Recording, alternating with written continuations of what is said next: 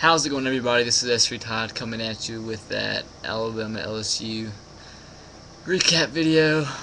We're all disappointed, so many missed opportunities, but right now we're sitting at third in the BCS, so we're not completely out of it, as I really don't see a rematch happening. To get in the national championship game would either have to have three of either scenarios, either an Oregon win over Stanford this week and Oklahoma State loss, which would be the last game of the year, Oklahoma over Oklahoma State, or an LSU loss to Arkansas, which would probably put us in the SEC championship game, because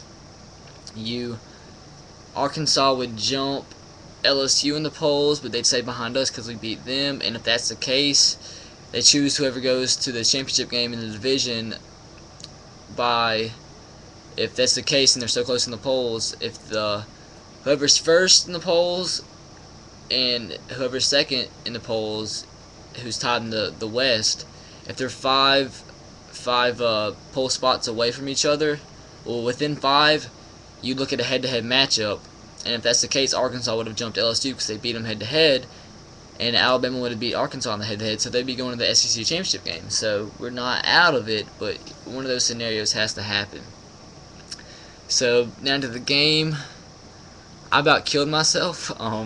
The girl to the left of me actually started crying after LSU kicked that field goal in overtime. But this game, so many missed opportunities. You could just name them off the top of your head. You have the Trent Richardson ball right through his hands in overtime. You have the Mark Barron turn for to the 4-yard line, called back for a block in the back. Then you have you're driving downfield, and with Tremerson in the fourth quarter, need a field goal to take the lead.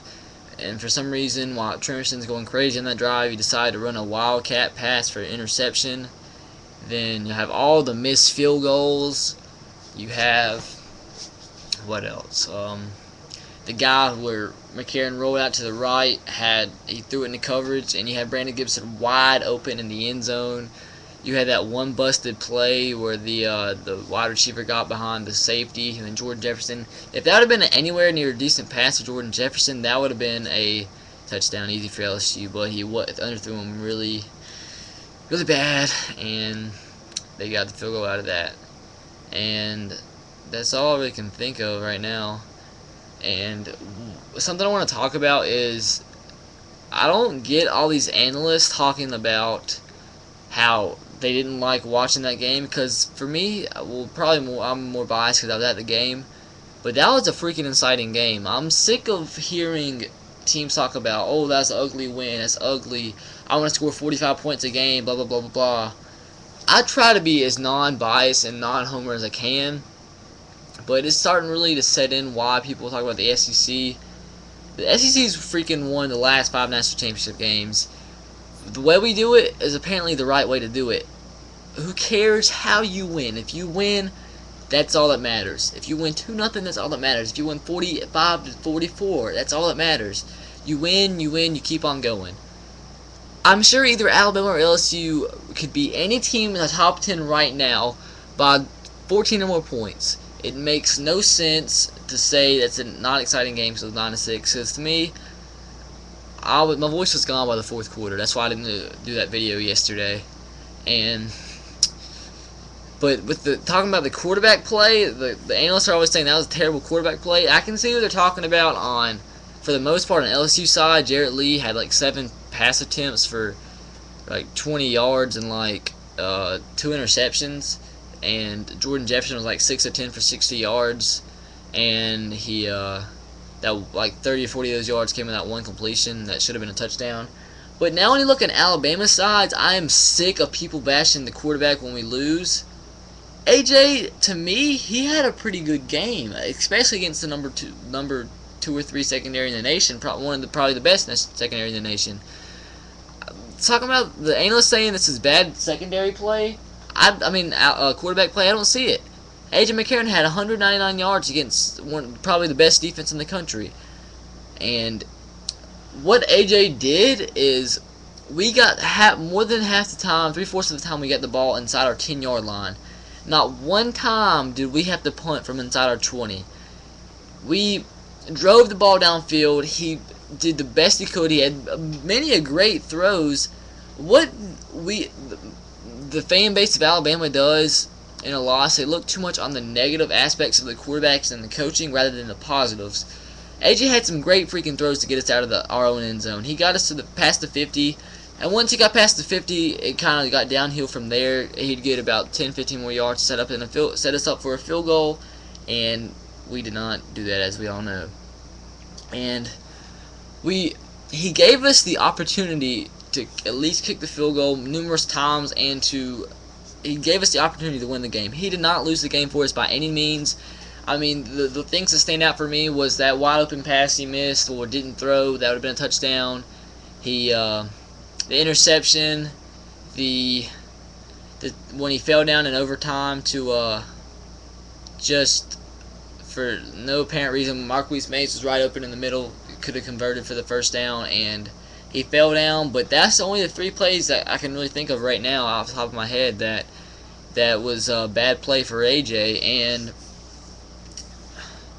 he threw for 199 yards. That's not too shabby against the number one team in the nation.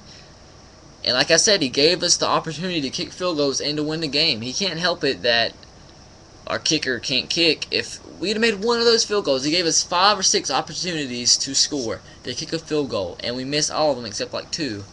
And that's not bad quarterback play. He gave us an opportunity to win. If you would have not, bad quarterback play for us that game would have got us. We would have had no points. That game would have been a blowout if it wasn't for those few plays AJ made on our side of the 50 and our 10-yard line to get us down the field and give us the opportunity to kick field goals and win the game. And another thing I look at is why didn't I know if I went out there I can do nothing like Nick Saban, but the one thing I questioned in his coaching was when he had like a minute left to go and we're on our 35-yard line. Why did he not try to go downfield, at least kick a field goal? Why was he just playing for overtime? We had 2 timeouts. He could have called a timeout and had about a minute 30 left, but rather he decided to go down to 50 seconds, and that's something I don't see. But you can't fault him for that. Just wanted to play for overtime. Didn't really see that panning out to be as bad as it was. And yeah, we're sitting right now. We're at 3 in the nation. We still have somewhat of a chance to go to the national championship game, even though it wouldn't seem right. If we go to the national championship game, I will surely take it. It might not be the best thing. It shows how much we need a playoff system. My opinion on that is I think that the top 8, top 10 teams in the country should go to a playoff and just keep the rest of the bowls. Eliminate all the BCS bowls, all of them, and then make all those into one playoff. And just keep all the other bowls for the other teams that are like 6, that are like at least have 6 wins. The lower teams that don't get to play for a bowl or anything like that.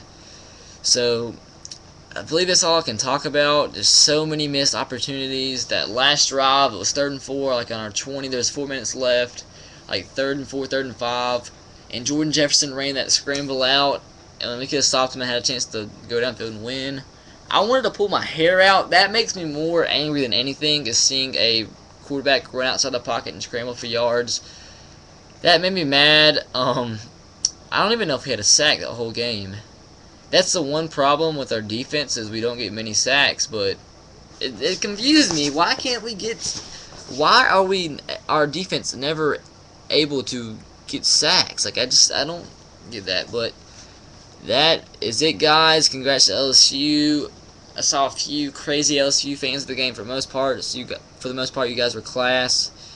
I apologize for any if you were at the game and you're an LSU fan and you saw any crazy Alabama fans. LSU fan came up to us after the game and asked us to take a picture, and he said it was a great game and said we were nothing but class and thanks for the hospitality. So for the most part, I feel we were good to the LSU fans, and I guess that is it, guys. I'll see you guys later. Roll Tide for life, win or lose, and hopefully the only positive in a loss, well, from my standpoint, not from the team standpoint, is that the bandwagon fans decide to they started to decline. So there's looking at the positives, and that is it, guys, and roll Tide.